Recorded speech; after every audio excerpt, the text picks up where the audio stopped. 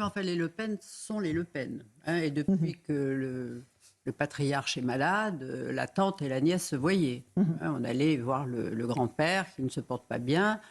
Et donc, vous savez, le Front National, le Rassemblement National, c'est une PME familiale où il y a eu des gens, voilà. En fait, et je pense aussi que ça n'allait plus du tout entre Éric Zemmour et Sarah Knafo. Et voilà, je crois. Et là, on m'a signalé qu'hier soir, je ne sais pas sur quelle chaîne, Sarah Knafo avait été très désagréable avec Marion. Donc, vous voyez, c'est des choses comme ça, des fritures, des fritages de caractère qui vont pas. Et idéologiquement, c'est pas la même ligne. D'accord. Il y a les questions de personnes et après, il y a les questions d'alliance. Voilà. Est-ce qu'on assiste à une espèce de recomposition de la droite nationaliste avec le RN et d'autres partis qui seront des partis satellites? En tous les cas, il y aura déjà Marion qui va venir. Je ne sais pas qui elle va entraîner dans sa suite. Mais elle va rejoindre la famille. Bien sûr. Oui, on voit évidemment l'intérêt que peut avoir Marion Maréchal à rejoindre aujourd'hui le RN. La question, c'est est-ce que le RN a intérêt à avoir Marion Maréchal aujourd'hui? C'est aussi un peu comme ça que ça se pose, parce que on évoquait tout à l'heure les tensions au sein de la gauche, la difficulté à reconstituer. Elle a fait 5,4% sur la liste Reconquête. Donc elle fait 5,4, ils sont à plus de 30. Ils peuvent la regarder un peu comme ça en disant voilà nos conditions. Alors, Joseph, Anne Berzeno. Pardon. Oui. C'est les 5% qui peuvent faire aussi la différence dans une élection. Oui, hein. Et quand en 2022, Éric Zemmour fait 7, quelque chose à l'élection, il n'a pas un député élu. Là, aujourd'hui, avec 5%, les chances sont minces. Mais s'il y a une alliance avec le RN, ou avec LR encore plus, là, les chances d'avoir des députés, d'avoir un groupe, et donc de compter à l'Assemblée nationale et dans le débat français sont autrement... Joseph Massescaron, on est dans les grandes manœuvres en réalité. Là, ça y est, tout le monde a ressorti. On est même dans la tambouille. On est dans la grande tambouille politique. C'est tout ce que veulent pas les Français, Joseph. C'est tout ce qu'ils veulent pas. J'ai juste une pensée pour les militants. C'est ça. Les militants de Reconquête. Alors, les militants. Pour les autres militants. Non, mais les militants. Tous les militants. Et ensuite, après, on verra sur la gauche qui en est déclaré de même. C'est-à-dire, on va en parler après, oui. Aux derniers militants qui existent en France et qui se retrouvent, en fait, des dindons de la farce à chaque fois. Enfin, c'est vraiment, pardonnez-moi, on est vraiment dans la tambouille. Maintenant, il est tout à fait logique, il n'y a pas d'autre solution pour le Rassemblement national de s'ouvrir, s'il veut. Moi, ça me passionne, donc j'ai regardé, bien sûr, les circonscriptions. Vous avez regardé la carte de France, oui, comme nous. La carte de France, parce que ça, c'est un péché pas mignon, mais j'adore regarder. Oui. Et de toute façon, l'apport de Reconquête peut se faire dans une vingtaine de circonscriptions, mais pas plus, parce qu'autrement, leur score se situe entre 2 et quelques et 1 et quelques, donc c'est vraiment résiduel. Mais le Rassemblement national doit, de toute façon, s'allier. Et de toute manière, il ne peut s'allier qu'en se tournant vers l'électorat républicain. Absolument, puisque a priori, les républicains ne sont pas prêts à la moindre coalition, ni avec le Rassemblement national, ils sont en train de se réunir, ni avec Emmanuel Macron. Même, vous pensez qu'ils vont sortir, Louis, et nous dire on va s'allier avec... Non, parce qu'ils ont des intérêts vraiment divergents. Vous avez dans le bureau, il y a Gérard Larcher, Bruno Retailleau et Éric Ciotti. Gérard Larcher, pour lui, c'est inconcevable. Si vous voulez, il est à la tête du Sénat, il est président du Sénat. Pour lui, les élections européennes, ça ne change pas grand-chose à son existence. Il reste le deuxième personnage de l'État. Et en plus, il ne peut même pas... L'Assemblée nationale, pour le coup, peut être dissoute, mais le Sénat, jamais. Le président de la République n'a pas cette possibilité. Le Sénat a quand même suspendu ses travaux. Oui, mais en fait, ce qui est intéressant, ce qui est en train de se passer, c'est qu'en fait, ce qui ne s'est pas passé dans les urnes est en train, du coup, d'être forcé par les appareils politiques. Parce qu'en fait, on va se dire les choses un peu franchement, il y avait une liste de trop à droite à ces élections européennes. Mais non, et donc il y avait beaucoup de gens qui se disaient mais ça va servir de primaire à droite. Eh bien pas du tout, en fait, parce que vous avez Reconquête qui n'est absolument pas décimée, François-Xavier Bellamy qui globalement se maintient avec 7,2%. Exactement, voilà. Donc il n'est pas du tout, c'est pas une fessée déculottée comme ce qui s'était passé au moment de la présidentielle avec Valérie Pécresse, et un Rassemblement national qui est hégémonique, qui est énorme. Mais l'ogre... En tête dans combien de pourcents des communes? Dans vous nous 94% des communes de France. Des communes de Donc c'est un raz-de-marée. C'est un score inédit pour le RN. Et donc c'est le paradoxe de cette élection. Vous avez un score inédit pour le RN et ces deux partis qui, tous les deux, vous les additionnez, ils font entre 12 et 14%. Mais ces 12 à 14% sont essentiels pour le Rassemblement national. Le RN ne peut pas se permettre d'avoir deux partis qui systématiquement viennent leur mordre les mollets, leur expliquer que Reconquête, que sur les questions de civilisation, de bioéthique, eh bien, le RN, c'est comme la Macronie, ça c'est le RN ne peut pas entendre ça. Et de l'autre côté, vous avez LR qui reste avec cette culture d'anciens partis de gouvernement et qui explique que le RN, ils sont nuls pour gouverner, il n'y a que les LR qui savent faire. Et forcément, il va falloir trouver une solution face à ces deux partis qui, globalement, ne vont pas disparaître. Que les électeurs réclament. Catherine, que les électeurs moi j'ai réclament. pensé pour les députés. Aussi. Tous les députés. Parce que depuis hier soir, ils ne sont plus rien. Donc on leur demande de vider leur bureau. Et Rick Werth, qui est le questeur, a obtenu qu'ils aient jusqu'à mardi prochain. Mais ça veut dire que même ceux qui sont sûrs de revenir, d'être élus, ils doivent vider leur bureau et le contrat de leurs attachés parlementaires s'est arrêté hier soir. Ah, oui. Donc, et eux, s'ils ne sont pas réélus, ils seront payés juin, juillet et terminé. Alors qu'ils n'y sont pour rien. C'est la conséquence des élections européennes. C'est l'élection européenne. Alors déjà, ils trouvaient qu'ils avaient eu du mal, en tous les cas pour les Renaissance, ils avaient eu de la chance d'être réélus parce que le président n'avait pas dit un mot pour être réélu comme président de la République et il n'avait pas fait campagne pour les législatives. Donc il n'y avait pas de programme. Ils ont quand même été réélus parce qu'on gardait peut-être encore un bon souvenir d'Emmanuel Macron. Mais là, il a trop parlé, il a trop dit que le RN c'était un parti qui n'était pas fréquentable. Il a fait toute sa stratégie contre le RN, puis on voit ce qui se passe. Voilà, la seule bonne nouvelle aujourd'hui pour Reconquête et pour Mme Ayer, c'est qu'elle est numéro 1, vous savez où? Alors, 32%. Renaissance. Non, Renaissance, pardon. Oui. Elle est à Nouméa. Elle arrive en numéro 1. Voilà, écoutez, 32%, voilà, mais c'est le seul endroit. Bon, voilà. En Nouvelle-Calédonie, donc. Oui, Nouméa. Maintenant, il y a des victimes aussi collatérales dont on ne parle pas parce que on verra ça après. Mais à mon sens, c'est Édouard Philippe et le groupe Horizon. Oui, après, oui. Il va, je ne sais pas combien de députés Horizon, j'ai regardé, vont revenir. C'est un petit peu de la pop politique, comme on dit. Rachel Kahn, je vais juste vous entendre parce que je ne vous ai pas entendu depuis le début de l'émission. Pardonnez-moi. Pardon, c'est il y aura du sang sur les murs. Joseph, la majorité va se fracturer forcément. Et auditeurs, ils disent, est-ce qu'ils ont bien compris notre message? Est-ce qu'ils ont bien reçu le message qu'on leur a envoyé hier dans les urnes, Rachel? C'est exactement ça. C'est-à-dire que hier, le message est pourtant clair sur la fatigue des citoyens, sur justement leurs préoccupations, les enjeux, sur le cirque qu'on a eu à l'Assemblée nationale depuis 2022. Je ne pense pas du tout que ce qu'on va avoir le 30 juin soit le deuxième tour des européennes. Je pense qu'on rebat les cartes, qu'on va avoir de nombreux débats, mais enfin que les citoyens soient entendus. Après, ce qui est intéressant maintenant dans cette tambouille interne, c'est comment les partis qui ont fait des petits pourcentages tentent de prendre le pouvoir dans les négociations pour faire ces alliances. Oui, alors ça, évidemment, c'est pas la partie la plus reluisante. Oui, ce qui avait été difficile, hier soir, j'écoutais les débats et Madame Le Pen disait que la France était très mal gérée, était trop endettée, mais qu'il était temps aussi de répondre sur les retraites aux Français, augmenter les salaires. C'est-à-dire qu'elle veut faire plus avec moins. Et là, quand vous voyez aujourd'hui que le prix du gaz est augmenté de 11%, est-ce que l'arrivée au pouvoir du Rassemblement national pourrait changer quelque chose? Donc là, qu'est-ce que ça va changer dans la vie quotidienne des Français? Qu'est-ce que ça va changer avec les contraintes budgétaires? Et on ne voit pas d'ailleurs comment le prochain budget sera difficile à établir et à voter. Alors, Louis de Ragnel, on attend ce qui va se passer devant le siège du Rassemblement national. Je rappelle, Marion Maréchal est en réunion depuis un peu plus d'1 heure avec Marine Le Pen, avec Jordan Bardella. Elle va sans doute prendre la parole d'un instant à l'autre. Jordan Bardella aussi doit parler. C'est ça vos informations, Louis ? Oui, a priori, en tout cas, voilà. Enfin, on attend maintenant cette confirmation. Et c'est vrai que je trouve que c'est assez intéressant parce que ça permettra de voir si réellement les deux sont sincères. Est-ce que Jordan Bardella tend réellement la main à Marion Maréchal? Est-ce que Marion Maréchal tend réellement aussi la main à Jordan Bardella? Voilà, moi je suis curieux de savoir ce que ça va donner. Alors, Joseph. Oui. Mais puisqu'on a des pensées pour, j'allais dire, les battus, les militants, on peut aussi avoir une pensée pour les Français qui, au fond, ont voté aux élections européennes pour envoyer un signal fort au gouvernement en disant, en gros, ça suffit et essayons le Front National. Et là, depuis le soir même du scrutin, on assiste à des disputes, des querelles, des discussions. Non, c'est vous qui avez fait ci, c'est de votre faute, si machin, c'est ceci, si cela. Oui, et on se c'est dit, sûr mais au que- fond, personne n'a rien compris. Moi, ce qui m'a fasciné dans les soirées électorales que j'ai pu regarder, on était habitué de temps en temps à avoir des responsables politiques qui disaient, ben oui, on s'est trompé, voilà, on n'a pas bien joué, on n'a pas fait ce qu'il fallait. Là, il n'y a rien. Il n'y a aucune espèce de... On a tiré les leçons de rien. C'est ce que fait Macron, pourtant.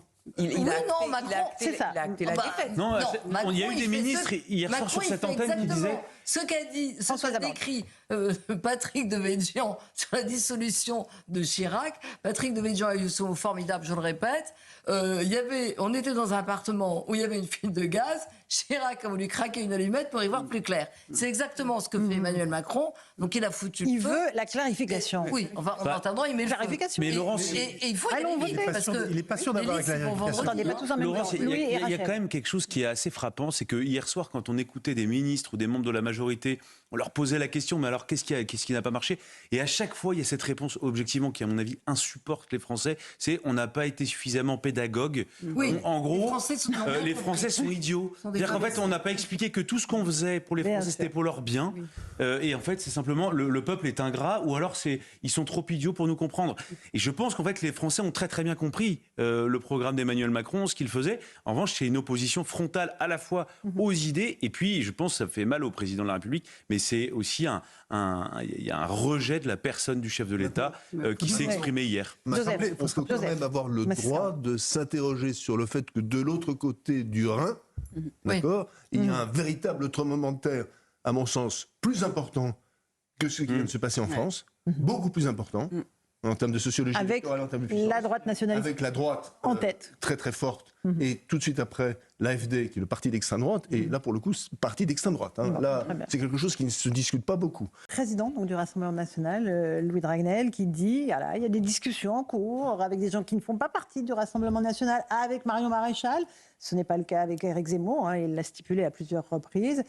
Mais ça veut dire que ça bouge, qu'il y a des gens qui appellent le Rassemblement national, peut-être. Ce qu'il a dit d'ailleurs, il parle d'élargissement de la majorité. Donc il est déjà dans dans la le logique. vocabulaire, comme s'il avait déjà gagné les élections législatives. Et donc il essaye de montrer que la force qu'il représente, le Rassemblement national, a vocation à être une force de pivot à côté duquel eh bien, il y a une sorte de coalition de partis. Donc là, ça concerne Marion Maréchal, mais il l'a pas précisé très clairement, mais À droite le message aussi, était peut-être. aussi Ouais. très clairement adressé à tous les candidats LR et même aux électeurs, les Républicains. Qui peuvent se dire aussi, voilà, pour sauver leur poste ou pour voter Et donc, voilà, lors des prochaines en fait, échéances l'objectif est double électorales. à travers cette prise de parole. C'est à la fois, effectivement, s'adresser aux candidats et il leur explique, si vous nous rejoignez, vous avez Et une il possibilité. tend la main aux Républicains en leur Exactement. disant avoir eu des discussions avec certains de leurs Absolument. Mais en même temps, cadres DLR. Alors, attendez, pas tous en Mais il même n'y aura temps. pas d'accord, je Voilà, pense. pas d'accord d'état-major. Vous savez, c'était comme l'UMP avec le nouveau centre à l'époque de Nicolas Sarkozy. Lui, ce qu'il essaye de faire, c'est de créer une majorité. Après, si chacun peut s'y retrouver dans des chapelles qui portent pas le nom du Rassemblement national, je pense que ça le dérange pas plus que ça. Ce qu'il veut, c'est avoir un groupe le plus large possible pour montrer que lui est capable d'obtenir bien sûr. une majorité qu'Emmanuel Macron, lui, n'est pas parvenu à avait obtenir. toujours dit Monsieur Marine Le Zeynou. Pen quand on lui parlait d'union de la droite, union des droites, c'était son objectif, c'était pas de sauver la droite, c'est de sauver la France. Donc là, on retrouve cette thématique-là. On veut bien, enfin le Rassemblement national veut bien aller chercher des personnalités, donc il a bien précisé, mais surtout pas des états-majors. Parce Mais que les ça lui états-majors, permet ça veut dire avoir un accord de coalition. Et après, c'est tout le problème de la gestion de la majorité, ce qui est très compliqué. Et Alors, puis Françoise ça- Laborde. Et puis le fait, en effet, d'expliquer qu'il ne parle pas aux appareils politiques, d'abord, pour les électeurs, c'est plus élégant, si je puis dire, ça fait moins tambouille que... voilà. Et puis ça lui évite, en effet, de rentrer dans des négociations sans fin avec des appareils. Là, il parle de personnalité, donc ces gens... Venez à moi, c'est tout juste s'il n'a pas donné son numéro de téléphone, appelez-moi, on peut Et peut-être à titre s'arranger pratique, et ça trouver coûte moins quelque cher chose. d'acheter des personnalités qu'un parti. Et le terme d'union nationale qu'il a évoqué dit bien les contours de ce qu'il envisage de faire. Donc on peut imaginer en effet qu'il y ait des personnalités de tous horizons qui le rejoignent et qui se disent pourquoi pas à moi demain une carrière politique sur les bancs de l'Assemblée. Catherine Nem, vous pensez que ce scénario est plausible, Non, qu'il moi, y ait il y avait eu une union en nationale de ce côté-là décembre, il y avait eu un sondage, on était s'il y avait des élections législatives aujourd'hui, on voyait que le Rassemblement national pouvait avoir entre 245 et 305 élus, donc la majorité absolue. Alors donc, je veux dire, quand vous regardez les résultats où partout le Rassemblement national est en tête, ça vous permet d'être généreux parce que vous savez d'abord que vos propres candidats seront très bien lotis. Alors on peut être généreux avec des personnalités qui viennent et qui au contraire vont enrichir vont enrichir le tableau.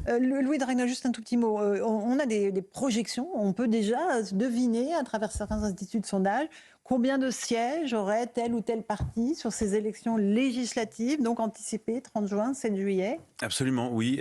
Donc c'est une première projection qui a été faite par l'Institut Harris et que nous venons de recevoir. Et donc la première projection donne 235 à 265 sièges pour le Rassemblement national, entre 0 et 2 sièges pour les listes souverainistes. Si les Français votaient comme hier. Hein. Voilà. Exactement, si les Français, voilà. Donc ça a quand même un certain nombre de limites, Bien mais sûr. ça donne quand même une photographie de intéressante. Les Républicains auraient 40 à 55 sièges. Ensuite, ensemble, donc la majorité aurait 125, enfin l'actuelle majorité, pardon, aurait 125 à 155 sièges. La NUPES, 115 à 145 sièges. D'accord. Voilà pour des premières projections. Joseph Massescaron. Non, c'est difficile, hein. Franchement, c'est à prendre avec beaucoup. Enfin, bien sûr, c'est intéressant. Non, c'est intéressant. La cinquième a une particularité, c'est que le basculement, ça c'est une phrase que très souvent Jean-François Kahn me répétait, c'est le basculement peut s'opérer sur 1 ou 2% et tout d'un coup peut arriver une majorité. C'est-à-dire que si on regarde les circonscriptions, vous pouvez à quelque chose qui à nous va nous paraître marginal, parce que ce sera 2% ou 1,5%, il peut arriver une majorité du Rassemblement national. Mais les Français, ils ne se disent pas il y aura 1%. Est-ce qu'ils s'intéressent vraiment à tout ça? Je ne sais pas. Eux, ils disent voilà, on a envoyé un message, on a dit non à un certain nombre de choses, comme je l'ai dit dans mon petit sommaire, à l'Europe sous cette forme, à la façon dont le gouvernement gère nos priorités, c'est-à-dire pouvoir d'achat, sécurité, immigration, environnement. Qu'est-ce qu'ils vont en faire? Et c'est en fait, le président Macron leur a renvoyé le ballon en disant ok, allez-y, si vous voulez le Rassemblement national au pouvoir, transformez l'essai. C'est un retournement assez intéressant. Joseph. Pardonnez-moi, la véritable interrogation pour tout le monde, et notamment par exemple pour les chefs d'entreprise de ce pays, c'est qui a l'économie, qui est au budget. Vous parlez des ministres RN. Oui, bien sûr. Pardonnez-moi, mais ça, vous ne pouvez pas, mais ça fait un moment, je ne sais pas, sur Catherine, ça fait un moment que à chaque fois, on vous pose la question, ou que cette question est posée à des élus RN. Ça ne veut pas dire que les élus RN n'ont pas de responsabilité, n'ont pas le sens du terrain. Vous savez, par exemple, sur la question de fin de vie, il y a eu un hôpital dans le Var qui a été en fait visité par une seule personne, un député Rassemblement national, qui a voulu qu'on lui explique en les détails. Et ça, c'est exactement ce que le Rassemblement national a fait partout. Et qui serait le ministre de l'Intérieur? Rachel Kahn. On parlait des Français et directement vous parlez des personnalités politiques. On n'arrive pas à rester sur les Français. Moi, j'attends avec une très grande impatience d'avoir justement les différents programmes pour ces législatives, par exemple. Ça va être rapide. Hein. Ça va être très rapide. Mais il va falloir les lire très rapidement. Vous avez vu les européennes, comment on a lu rapidement aussi, parce qu'on les a reçues extrêmement tard aussi. Voilà. Non, mais pardon. Est-ce que cette union des droites est envisageable? Est-ce que vous dites à Marion Maréchal qu'elle est la bienvenue dans un parti ou dans quelque chose qui pourrait s'adosser au Rassemblement national? Moi, je dis que le moment qu'on vit est historique. Le Rassemblement national est aux portes du pouvoir et à Matignon, avec Jordan Bardella qui est prêt à exercer les responsabilités dans un pays qui est en état de critique et pronostic vital engagé. Et donc, on présentera le programme dans les prochains jours, on veut pouvoir proposer aux Françaises et aux Français, d'où qu'ils viennent, d'où qu'ils appartiennent, de pouvoir rejoindre ce grand mouvement populaire, comme on l'a fait sur la liste, vous l'avez évoqué, des Européennes. On a des Françaises et des Français qui ont rejoint la liste de Jordan Bardella pour faire prévaloir les intérêts de la France, des Français. Mathieu Vallet, la question qu'on se pose ce soir, c'est qu'il y a beaucoup de tambouilles politiques, on va se le dire comme ça discute dans tous les états-majors, à droite, à gauche, pour savoir comment on va pouvoir se présenter ensemble. Vous avez le sentiment que c'est ça que veulent les Français? Le message qu'ils ont envoyé hier, c'est quoi? C'est occupez-vous de nos préoccupations. Nous, on veut qu'on parle de pouvoir d'achat, de sécurité, d'immigration. Est-ce que vous avez le sentiment que là, la réponse est à la hauteur de ce qu'ont demandé les Français? Mais je ne m'avais plus à me faire rire, on est prêt. on est prêt à exercer les responsabilités au ministère de l'Intérieur, au ministère de la Justice, au ministère de l'Économie, au ministère des Armées, au ministère des Affaires étrangères.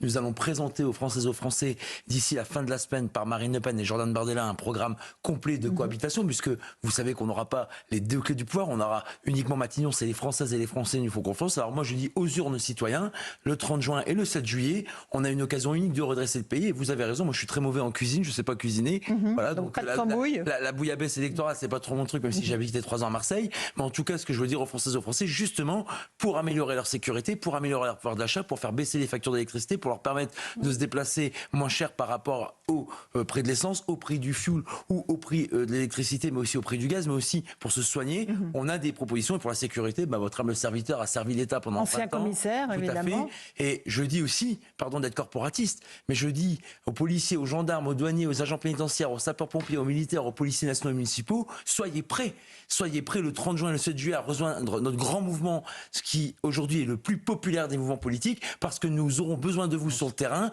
pour remettre la France en ordre, pour remettre l'état de droit au cœur de la France et faire en sorte que quand les Françaises et les Français, le matin ou le soir, vont travailler, vont voir leurs amis, vont au restaurant, vont en sortir avec des amis, ne puissent plus avoir la boule au ventre, il n'y aura pas de risque zéro, mais en tout cas, on prendra des mesures fortes pour pouvoir mieux les protéger, mieux les défendre. Et moi, je vous dis, vous savez déjà ce que vous aurez comme poste, Mathieu Vallet ? On sera toujours à les protéger et à les défendre. Il n'y a pas de violence policière, il n'y a pas de contrôle aux faciès. Nous, c'est des mots qu'on ne connaît pas parce que ça n'existe pas. Avec nous, ils auront la fiabilité, la confiance, et on fera un choc d'autorité que tout le monde réclame, les syndicats de police, tous les partis, les Républicains, mais aussi Reconquête, et tous ces patriotes qui veulent à nouveau que la France Mathieu soit Vallet, la France. est-ce qu'on vous a proposé un poste ? Est-ce qu'on vous a proposé un poste ? Moi, j'attends aucun poste. Non, mais est-ce qu'on vous en a proposé un ? Non, mais on ne se répartit pas les postes, Mme Ferrari. Vous me dites qu'il y aura un projet qui va être présenté. Oui, mais il y a le projet, c'est d'abord les idées, c'est d'abord des propositions au service des Françaises et des Français, et ensuite, si Jordan Bardella est nommé par Emmanuel Macron, parce que les Françaises et les Français nous font confiance, envoient une armée de députés à l'Assemblée nationale pour pouvoir changer les lois, pour changer le quotidien des gens, à ce moment-là, il y aura un gouvernement qui sera composé. Et je pense que Jordan Bardella l'a dit lorsque j'ai écouté la déclaration depuis votre plateau, il veut rassembler tous les partis patriotes, et même plus loin, des patriotes, des gens de gauche. Quand vous voyez que la France insoumise, ils détestent les Juifs, ils détestent la police, ils détestent la France. Je dis à ces gens, qu'est-ce que vous faites dans ces partis qui, eux, ne sont plus dans l'arc républicain ?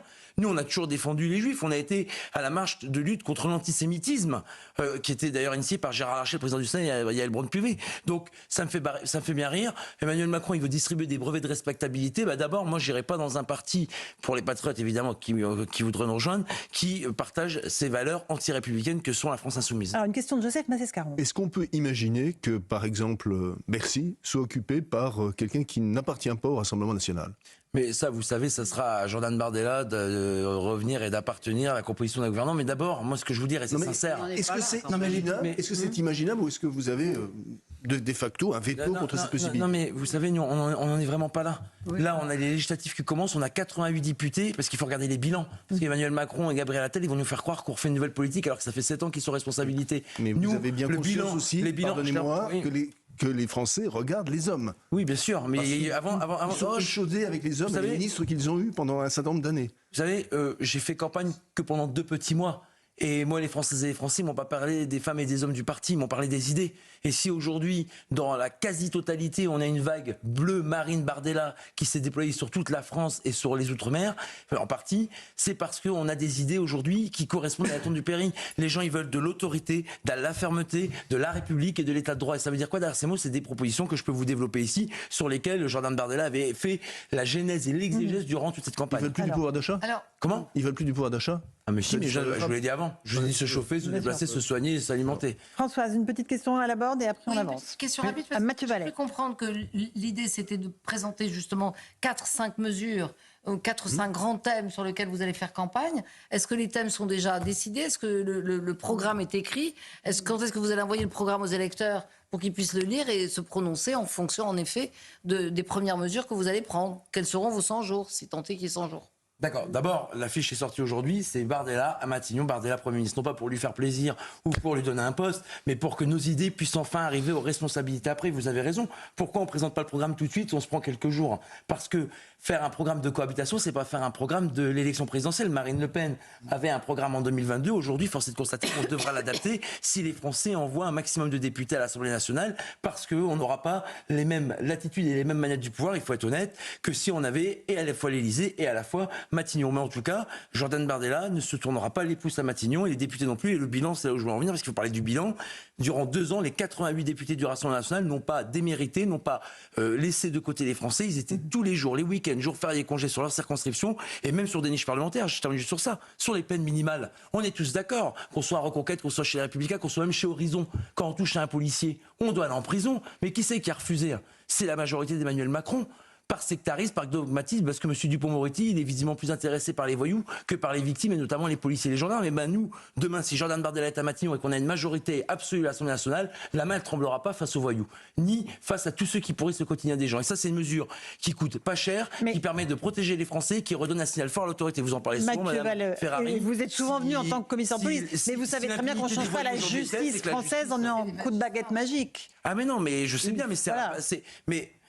Ah bah là, vous avez raison à me faire. Ah oui, il faut du temps. Mais on va récupérer l'état du pays, un état en délabrement. Le pays, toutes les institutions s'effondrent. Aux urgences, on a des patients qui meurent parce que le personnel soignant qui donne de toutes ses forces pour soigner les gens n'en peut plus. Il manque des médecins aux urgences, il manque des aides-soignants, il manque des infirmiers. Tout ça, est-ce que vous ne donnez pas des espoirs qui vont être difficilement... voilà, parce que en effet, on peut tous être d'accord pour dire qu'il faut que les urgences fonctionnent mieux, il faut que la justice fonctionne mieux, il faut que les voyous soient pourchassés et punis, très bien, tout le monde d'accord. Mais est-ce il faut un peu de temps pour faire tout ça? Vous avez raison, est-ce que vous n'avez pas donné des espoirs? Alors, je précise ma pensée. Mathieu Vallet, allez-y, la réponse, après on part vers les Républicains. Il n'y a pas de baguette magique. On ne rasera pas gratis et on ne résoudra pas tous les problèmes en 2 semaines, en 1 mois ou en 6 mois. L'état du pays est dans un tel avancement de délabrement que évidemment ça prendra du temps, qu'évidemment on n'ira pas aussi vite que si on avait à la fois Marine Le Pen à l'Élysée et Jordan Bardella à Matignon, mais en tout cas on essaiera de toutes nos forces, toutes les mesures qui sont applicables, qui sont possibles de mettre en place et que la majorité actuelle n'a pas voulu mettre en place. Et j'ajoute, parce que vous l'avez pas dit, mais on nous dit Jordan Bardella, il est jeune, il n'est pas expérimenté, mais attendez, pendant 40 ans, on a eu des partis qui se sont suscités des droites et gauches dans le pays. Alors si c'est ça être expérimenté, d'avoir fait des grandes écoles et d'avoir dirigé le pays, quand on voit l'état du pays, pardon, on s'en serait bien passé. Enfin moi en tout cas, c'est pas eux qui ont sauvé le pays et on serait pas dans un tel état de situation parce que pendant 40 ans, ils auraient pu changer les choses. Mais on l'a dit. Ah non mais je sais bien, mais les urgences, le prix de l'essence, la politique européenne internationale, tout ça, ça se décide pas que quand il y a des crises. Le problème c'est qu'Emmanuel Macron, il a une sorte de visière et il réagit uniquement en cas de crise. Mais c'est pas ça qu'on demande à un chef de l'État. On demande de prévoir pour la Nouvelle-Calédonie. D'ailleurs, on a vu que c'était très bien géré. Mathieu Vallet, on va voir que les plaques tectoniques bougent un petit peu à droite. Les Républicains sont en réunion de crise aussi ce soir. On va rejoindre notre envoyé spécial Élodie Huchard. Bonsoir Élodie. Et qu'est-ce qui se passe? Qui est en réunion? Je crois que vous êtes au Sénat. C'est là que ça se passe. Est-ce qu'il y a des alliances qui sont envisagées, ou avec la Macronie, ou avec le parti de Marine Le Pen? Alors écoutez Laurence, en réalité il est assez compliqué de répondre à votre question parce qu'il y a à peu près autant de stratégies d'alliance qu'il y a de dirigeants chez les Républicains à l'heure où je vous parle. On a vu François-Xavier Bellamy, la tête de liste, sortir du Sénat quand on l'interroge pour savoir s'il était à cette fameuse réunion. Il répond simplement qu'il était au Sénat parce qu'il a beaucoup de sujets à voir. Sont réunis le président du Sénat Gérard Larcher, les présidents de groupe Bruno Retailleau, Éric Ciotti et le patron aussi du parti Éric Ciotti et Olivier Marleix pour l'Assemblée nationale. Ce qu'on sait, c'est que le but c'est de se mettre d'accord sur une stratégie collective pour les législatives anticipées. Tout aurait dû se passer assez clairement parce qu'Éric Ciotti a dit hier qu'il ne voulait pas d'alliance avec la majorité. Mais en fait, au cas par cas, pour certains députés, c'est plus compliqué. Selon leur circonscription, certains ont plutôt intérêt à s'allier avec le Rassemblement national, d'autres avec la majorité. Et puis, ce que je peux vous dire aussi, c'est que chacun s'organise en sous-main. On sait par exemple que Xavier Bertrand organise notamment des appels pour trouver des candidats en s'alliant avec David Lisnard de Nouvelle Énergie, le maire de Cannes, parce qu'ils craignent en réalité qu'Éric Ciotti puisse s'allier aussi avec le Rassemblement national. C'est une des rumeurs qui bruissent. Donc finalement, beaucoup de rumeurs qui ont tourné toute la journée, qui font que chaque parti, chaque micro-parti des Républicains est en train de s'organiser. Tout à l'heure, un parlementaire me disait « c'est formidable, hier on a sauvé la mise et aujourd'hui on implose ». Merci Élodie Huchard avec Fabrice Elsner.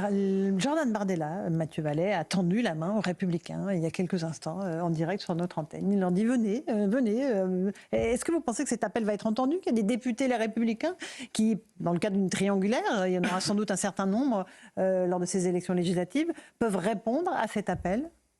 Ils se font désirer, les Républicains. Lors de la campagne des Européennes, Jordan Bardella a proposé la 3e place à François-Xavier Bellamy.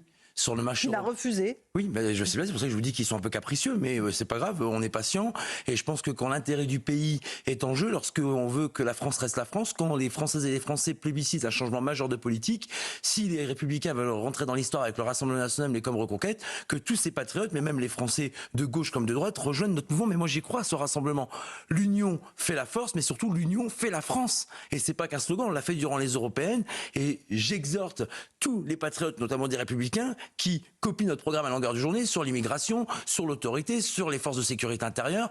Ils nous copient en permanence. Ils ont même installé une photocopieuse des Rassemblement national dans leur parti politique. Mais au lieu d'imiter, qu'ils innovent et qu'ils nous rejoignent. Si vous voulez faire des alliances avec eux, il ne faut peut-être pas leur dire ça. Comment ? Si vous voulez faire des alliances avec eux. Non, je leur dis qu'au lieu d'imiter, qu'ils innovent et qu'ils rejoignent le plus grand parti populaire de France, qui demain sera sûrement en responsabilité parce que les Françaises et les Français voient qu'on a des propositions qui, à mon sens, sont concrètes et qui correspondent à la réalité du pays. Une question de Rachel. Mais Kahn. vous êtes Bonsoir, Madame Kahn. Bonsoir, monsieur. Vous êtes conscient quand même que les résultats d'hier, c'est aussi, il y a une partie des électeurs qui ont voté parce que c'est une contestation. Et aussi... Beaucoup, moi, madame. Mais non, mais justement, mais aussi peut-être que les agitations violentes et haineuses de LFI vous ont aidé aussi à avoir ce résultat.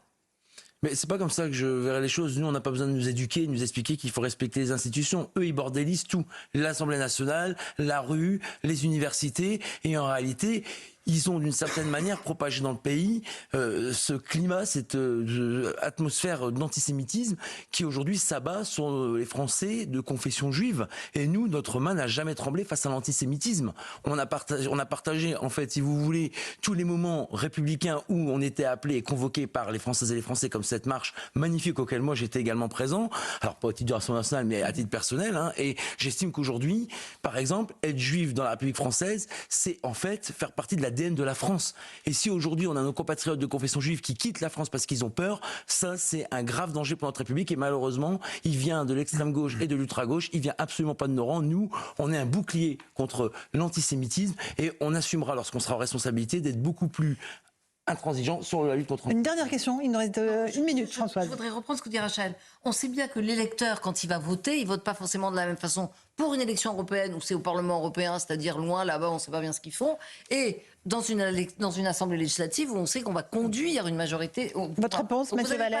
Vous n'avez pas peur qu'il y ait à un moment donné une dichotomie entre les deux, c'est ça? Non, parce que durant les européennes, contrairement à ce que nos adversaires ont dit lorsqu'ils évoquaient une nationalisation du débat, nous on a voulu montrer comment les décisions européennes impactaient le quotidien des gens, sur le pouvoir d'achat, sur l'immigration, sur la sécurité, sur l'électricité, sur beaucoup de sujets. Vous voyez, le pouvoir d'achat est encore en tête des intentions, des préoccupations des Françaises et des Français. Et donc, on sera prêt. J'ai un petit mot par contre, allez-y.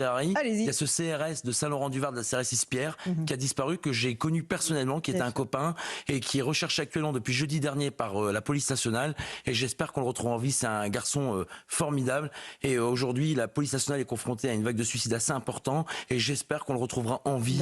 Parce que depuis jeudi dernier, ses proches, sa famille, ses camarades de la compagnie de Saint-Laurent-du-Var, la CRS dirigée par le commandant Cortés, n'ont plus de nouvelles de lui. Et on pense évidemment à lui. Louis de Ragnel, un dernier mot avant de se quitter. Les premiers sondages de projection du nombre de sièges pour ces élections législatives. Donc c'est un sondage qui a été réalisé par notre partenaire Opinionway et qui donne donc, par rapport à un panel qui a été sondé aujourd'hui, donc pour les candidats de la NUPES, ils récupéraient donc aux législatives 23 sièges. Pardon, je suis en train de découvrir le document. C'était un candidat de la majorité actuelle, donc Renaissance Modem, Agir et Horizon.